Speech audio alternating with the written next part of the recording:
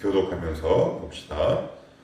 그때 창기두 여자가 왕에게 와서 그 앞에 서며 여자는 말하되 내 주여 나와 이 여자가 집에서 사는데 내가 그와 함께 집에 있으며 해산하였더니 내가 해산한 지 사흘 만에 이 여자도 해산하고 우리가 함께 있었고 우리 둘 외에는 집에 다른 사람이 없었나이다. 그때 밤에 저 여자가 그의 아들 위에 누우고 그의 아들이 죽으니 그가 밤중에 일어나서 이 여종 내가 잠든 사이에 내 아들을 내 곁에서 가져다가 자기의 품에 누이고 자기의 죽은 아들을 내 품에 누었나이다. 아침에 내가 내 아들을 저물기로 일어나 본즉 죽었기로 내가 아침에 자세히 보니 내가 낳은 아들이 아니더이다 하매 다른 여자는 이르되 아니라 산 것은 내 아들이요 죽은 것은 내 아들이라 하고 이 여자는 이르되 아니라 죽은 것이 내 아들이요 산 것이 내 아들이라 하며 왕 앞에서 그와 같이 쟁론하는지라. 왕이 이르되 이 여자는 말하기를 산 것은 내 아들이요 죽은 것은 내 아들이라 하고 저 여자는 말하기를 아니라 죽은 것이 내 아들이요 산 것이 내 아들이라 하는도다 하고 또 이르되 칼을 내게로 가져오라 하니 칼을 왕 앞으로 가져온지라. 왕이 이르되 산 아이를 둘로 나누어 반은 이 여자에게 주고 반은 저 여자에게 주라. 그 산 아들의 어머니 되는 여자가 그 아들을 위하여 마음이 불붙는 것 같아서 왕께 아뢰어 청하건대 내 주여 산 아이를 그에게 주시고 아무쪼록 죽이지 마옵소서 하되 다른 여자는 말하기를 내 것도 되게 말고 내 것도 되게 말고 나누게 하라 하는지라. 왕이 대답하여 이르되 산 아이를 저 여자에게 주고 결코 죽이지 말라. 저와 그의 어머니이라 하매 같이요. 온 이스라엘이 왕이 심리하여 판결함을 듣고 왕을 두려워하였으니 이는 이는 하나님의 지혜가 그의 속에 있어 판결함을 봄이더라. 아멘. 좀 말씀을 읽는데 자꾸 모기가 왔다 갔다 해가지고 이 녀석. 솔로몬의 이야기입니다. 솔로몬 하면 가장 많이 떠오르는 것이 두 가지가 있죠. 첫째는 지혜입니다. 솔로몬이 솔로몬의 됨을 나타내는 것. 오늘날에 솔로몬이 있게 된 오죽하면 솔로몬 학교라는 것도 공부방 이름이 솔로몬 되게 많죠. 되게 많아요. 그래서 솔로몬 하면 두 가지가 가장 먼저 떠오릅니다. 첫째는 지혜, 두 번째는 뭘까요? 수많은 재물. 다 가졌습니다.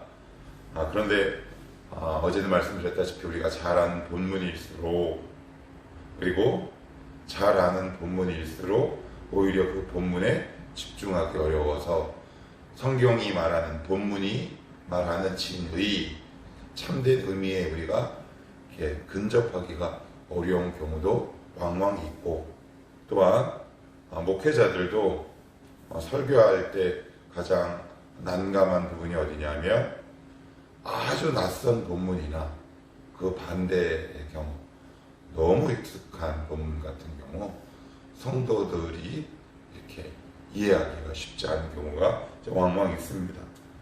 아무튼 이 솔로몬은 오늘 이 사건을 통해 아주 굉장한 영적 파급력과 수많은 백성들의 존경을 받게 된다라는 것이 28절로 이 재판의 결과가 이제 나오는데 우리 한번 차분히 긴 시간은 아니지만 본문 안으로 들어가 보도록 합시다. 16절 보시면 그때 창기 두 여자가 왕에게 와서 그 앞에 서며 그랬습니다. 그 앞에 서며. 솔로몬은 알다시피 왕입니다. 왕. 근데 왕이 창녀 2명의 재판을 감당합니다. 이게 아주 놀라운 겁니다. 솔로몬의 지혜는 어찌 보면 사람을 향한 긍휼이라고 저는 볼 수 있을 것 같아요. 왕이 얼마나 많습니까? 더군다나 고관 대작이나 아니면 평범한 사람들까지도 우리가 수용할 수 있을 것 같아요. 그런데 창기하면 모세 율법을 한번 보시겠습니까?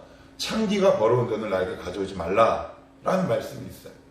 그러니까 동서고금을 막론하고 창녀는 사람 대접을 받기가 어렵습니다. 그러니까 우리는 계속 예수님을 따라다녔던 창기하지만 현실 속에 들어가 보면 몸을 파는 여자가 사회적 대우를 받기는 어렵고, 더군다나 재판이라고 하면 이 공적인 자리에 나오는 거 아니에요? 이게 쉬운 일이겠으며 그 재판을 솔로몬 1개 왕이 담당한다는 것, 이건 굉장한 긍휼이 아닐 수 없습니다. 그래서 저는 어제 이 말씀을 보면서 어떻게 보면 솔로몬의 지혜, 그 지혜의 출발은 긍휼이 아닐까 싶어요. 하나님의 지혜는 과연 어디서 나올까? 그 긍휼이 아닐까 싶습니다. 누군가를 사랑하고 긍휼히 여기는 마음, 거기서부터 참된 지혜의 출발점이 되지 않을까 싶어요. 보통 이런 경우는 거의 없습니다. 보통 이런 경우를 왕이 담당해서 재판하는 경우는 굉장히 이례적인 일입니다. 아마 솔로몬의 마음이 담겨져 있는 재판이라 싶어요. 예를 들면 제가 만약에 1개 왕이고 솔로몬이라고 하면 왕이시여 창녀 2명이 재판을 원합니다. 이거 쉽지 않을 것 같아요. 너희들이 알아서 해라. 그런데 왕이요, 아이의 생명이 달려 있습니다. 그래도 역시 마찬가지일 것 같아요. 아무튼 오늘 본문의 이 서두 앞부분은 창기 2여자라는 말이 시작됩니다. 그러니까 창녀 2명도 솔로몬의 나라에서는 귀한 백성으로 취급받는 것 같아요. 그들의 죄를 두둔하거나 옹호하는 차원이 아닙니다. 잘 이해해서 들으셔야 돼요. 그들의 죄는 마땅히 잘못되었다고 꾸지람받고 지적받아야 되지만 한 영혼으로서 솔로몬 구성원 가운데, 그 나라의 구성원 가운데 들어갔다라는 이 지점이 굉장히 중요합니다. 아무튼 솔로몬이 통치하는 나라에서는 창녀 2명도 그 백성의 일원이었다. 솔로몬의 지혜는 그 시작이 긍휼이다. 성경은 이렇게 이야기하고 있다. 이렇게 보시면 좋을 것 같아요. 그리고 이제 두 번째는 이제 전체적인 흐름을 좀 말씀을 좀 드리면, 우리가 이제 일상을 살다 보면 정말 해결하기 어렵거나, 그리고 성경에서 딱히 언급하지 않는 경우, 그리고 성경에서 언급되었다 하더라도 그 부분을 찾기 어려움, 쉽게 얘기해서 선택과 결정하는 데 있어서 굉장히 어려운 경우가 있어요. 성경이 딱히 뭐라고 지지하지 않아. 그럴 때 이게 굉장히 어렵습니다. 어려워요. 아니, 이 본문은 우리가 적혀져 있어서 그렇지, 그 당시 모세의 율법에 요 문제에 대해서, 이때는 지금 신약이 없었을 때 아니에요. 구약도 없었을 때고 모세의 율법만 있었을 때라는 말이에요. 모세오경. 모세오경에 이 문제를 해결하는 법이 나와 있습니까? 없어요. 그런데 솔로몬은 그 문제를 해결했다는데 굉장히 중요한 키포인트가 있습니다. 지금 성경 66권을 우리가 완전히 다 지금 우리가 보고 있지만, 성경 66권을 아무리 읽어봐도 이게 이건가 헷갈릴 경우가 있어요. 여러 가지 다양한 삶의 선택 앞에 두면, 그럴 때 우리에게 필요한 자세가 있습니다. 그건 뭐냐? 성경은 이렇게 해 저렇게 해라고 구체적으로 언급하진 않지만 성경은 뭘 제공하냐? 삶의 원리를 제공합니다. 그래서 성경 앞에 꾸준히 말씀을 묵상하다 보면 그 문제를 어떻게 해야 하는지 삶의 원리들이 우리의 삶 가운데 보이기 시작해요. 그래서 주님께서도 끊임없이 말씀하시잖아요. 내가 길이요 진리요 빛이다. 만약에 여러분들이 어려운 선택 가운데 지금 놓여져 있다면 하나님 옆에 이렇게 구하고 말씀 앞으로 한 걸음 한 걸음 나아가 보십시오. 하나님, 이 말씀이 우리의 삶의 원리를 통치하는 걸 믿습니다. 내가 이 말씀의 묵상을 통해 구체적인 항목은 내가 들을 수 없지만 어떻게 이 삶의 문제를 해결해야 하는지 그 원리를 하나님 바르게 이해하고 적용하게 하옵소서. 이게 바로 말씀 가운데 있는 사람이 가질 수 있는 지혜다. 이렇게 보시면 좋을 것 같아요. 아마 솔로몬도 굉장히 어려웠을 것 같아요. 그리고 세 번째, 이 문제를 어떻게 해결하면 좋을까요? 어떻게 이 난제를 해결하면 좋을까요? 그러니까 우리는 그냥 해결된 상태에서 읽으니까 그렇지. 이게 여러분 앞에 어느 날 문제가 이렇게 드러났을 때 이게 해결하기가 쉽겠습니까? 굉장히 어렵죠. 그래서 이렇게 하면 좋을 것 같아요. 이렇게 비유를 한번 들어볼게요. 아주 제가 어렸을 때 보통 여러분들 이런 경험들이 있을 거예요. 개미, 지금은 이제 그런 놀이하는 애들이 없는데 저는 어렸을 때 개미랑 되게 많이 이렇게 놀았어. 어릴 땐 되게 짓궂잖아요. 개미집도 헐기도 하고 개미를 일부러 막 물에 띄우기도 하고. 근데 이제 한 번은 제가 자주 가는 그 개미집 근처에 비가 온 다음에 이렇게 웅덩이가 이렇게 생겼는데 개미는 물을 싫어하죠. 잘 건너지 않아요. 그러니까 그들의 어떤 그 지나가는 그 삶의 어떤 그 통로들이 이렇게 일정 부분 막혔어요.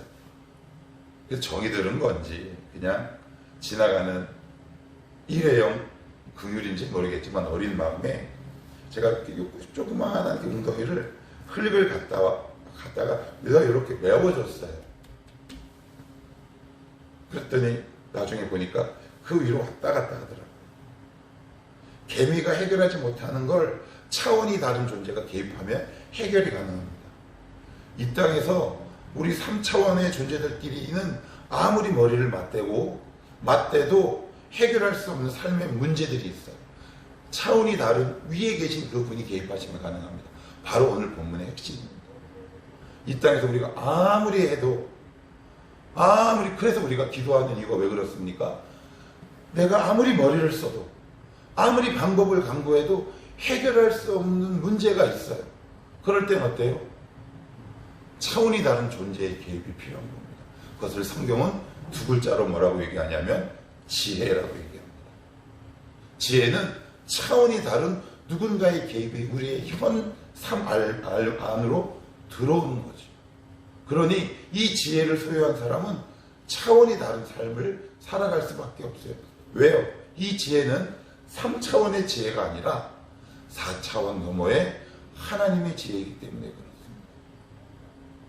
사람의 지혜로 풀 수 없는 고난의 문제가 있습니다. 사람의 지혜로 풀 수 없는 이 세상에 다양한 어려움들이 있습니다. 그래서 우리는 이렇게 결론을 내립니다. 하나님 안 계셔 라고 한다거나 하나님은 불의해 라고 한다거나 하나님은 역사하지 않으셔 라고 한다는 것 등등이 있어요. 왜 그래요? 내 차원의 지혜로 이해하기 때문에 그래요. 그런데 솔로몬에게 주신 하나님의 지혜는 차원이 다른 하나님의 지혜입니다. 지금 내가 도저히 풀어낼 수 없는 어려움 속에 있다면 차원이 다른 지혜를 갖고 계시는 하나님께 구하십시오. 개미끼리는 아무리 머리를 맞대도 이 작은 웅덩이 하나를 해결할 수 없어요. 방법이 하나 있네요. 돌아가는 것밖에는 방법이 없습니다. 그런데 하나님은 웅덩이를 채우는 분이에요. 되게 소소한 비유예요. 어떻게 보면 되게 유치한 비유일지 모르겠어요. 아무튼 중요한 건 여러분이 아무리 고민을 해도 해결할 수 없는 삶의 문제들 앞에 삶의 끈을 탁 놓는 어리석음을 범하지 마시고 차원이 다른 지혜의 원주인 되시는 하나님께 우리의 지혜를 한번 달라고 구해보십시다. 그러면 그 자리가 또 다른 차원이 다른 삶으로 들어가는 문일 수 있어요. 솔로몬은 그것을 소유한 사람이에요. 이 문제를 여러분 어떻게 해결하시겠어요? 어떻게 이런 지혜가 나올까요? 인간의 지혜로는 풀 수 없는 거죠. 하나님이 개입하셔야만 풀 수 있는 지혜입니다. 목회를 하다 보면, 일상을 살다 보면 정말 어려운 지혜들이 선택과 결정 앞에서 이러지도 못하고 저러지도 못하는 고민들이 얼마나 많이 있는지 모릅니다. 그럴 때마다 하나님께 이 지혜를 구하셔서 그 문제를 너끈히 풀어갈 수 있기를 축복하고요. 또한 마지막으로 한 가지 더 보시면, 이 내용은 여러분들이 잘 알고 있는 내용이기 때문에 그래. 결국 솔로몬이 내놓은 해결책은 뭐예요? 칼을 가져와 보라. 그리고 나서 아이를 반으로 잘라 반은 저 여자에게 주고 반은 이 여자에게 주라. 이렇게 되어 있습니다. 이 앞에 진짜 모성애가 등장을 합니다. 무슨 의미일까요? 하나님의 지혜 앞에는 진리와 불의가 드러납니다. 오직 하나님의 지혜 앞에 설 때만 불의와 진리가 드러납니다. 그래서 우리가 하는 일명 선행 있죠. 선행도 말씀 앞에서 해야 합니다. 말씀 앞에 서야 합니다. 왜요? 선행도 얼마든지 위선 가운데 행해질 수 있는 것이 우리 인간의 모습이기 때문에 그렇습니다. 오직 그 지혜 되시는 말씀 앞에 설 때 지금 나의 존재가 진리로 가고 있는지 아니면 불의로 가고 있는지 발견될 수 있고요. 오직 지혜 앞에 설 때에만 내가 그렇게 선행한다고 여겼던 나의 행동이 사실은 불의일 수도 있구나라는 진리 앞에 다다르게 됩니다. 오직 하나님의 말씀인 지혜 앞에 설 때 우리의 속사람이, 우리의 마음과 우리의 행동이 이게 진리에 가고 있는지 아니면 반대인 불의로 향하고 있는지 그제서야 가늠이 됩니다. 그래서 잠언서 8장에 보면 재미있는 표현이 나옵니다. 지혜를 의인화시키죠. 이런 표현이 나와요. 지혜가 부르지 아니하냐. 지혜가 인격이 어디 있습니까? 지혜를 의인화시킵니다. 지혜가 있는 사람은 차원이 다른 삶을 살게 됩니다. 지혜가 있는 사람은 불의와 진리를 구분하고 구별할 수 있는 힘이 생기죠. 내가 절대적으로 옳았던 선하다고 행동했던 것들이 나중에 내가 믿음이 자라고 어느 날 말씀 앞에 이렇게 비추어 보니까 그건 내 고집이었고 내 의욕구나 라는 것들을 깨닫는 경우가 여러분은 모르겠는데 저는 얼마나 많은지 모릅니다. 오직 말씀에 뿌리 되는 그 지혜 앞에 나의 전 존재와 나의 삶과 나의 언행을 비추어 볼 때 내 안에 있는 모든 것들이 불의와 진리로 확연히 구분되고 구분되니까 어때요? 당연히 진리 쪽으로 걸어갈 수밖에 없겠죠. 이런 하나님의 지혜가 우리의 삶을 차원이 다른 삶으로 인도해 줄 줄 믿고요. 그러한 삶을 살아내는 우리 사랑하는 청아람 가족들이 될 수 있기를 축복합니다. 오늘